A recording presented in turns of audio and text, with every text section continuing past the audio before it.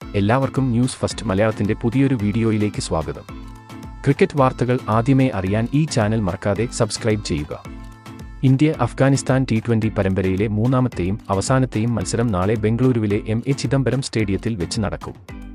നാളെ രാത്രി 7 മണി മുതൽ നടക്കുന്ന ഈ മത്സരം ജിയോ സിനിമാസിലും സ്പോർട്സ് 18 ചാനലിലും ലൈവായി കാണാൻ സാധിക്കും.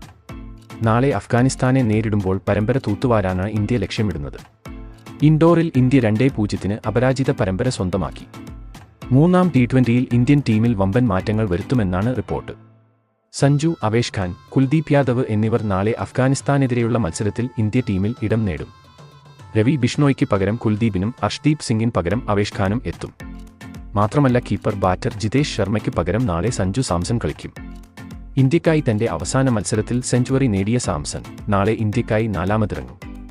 ഇനി അഫ്ഗാനിസ്ഥാനുമായുള്ള മൂന്നാം T20 മത്സരത്തിനുള്ള ഇന്ത്യയുടെ പ്ലേയിങ് 11 നമുക്ക് പരിശോധിക്കാം.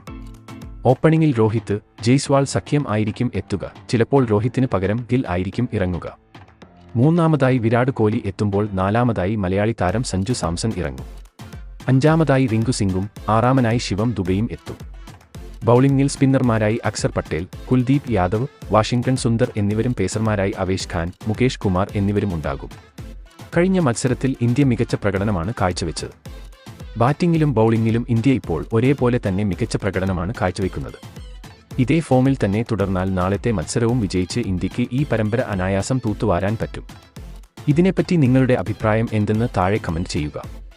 അപ്പോൾ ഇതുപോലെ കൂടുതൽ ക്രിക്കറ്റ് വാർത്തകൾക്കായി ഈ ചാനൽ മറക്കാതെ സബ്സ്ക്രൈബ് ചെയ്യുക.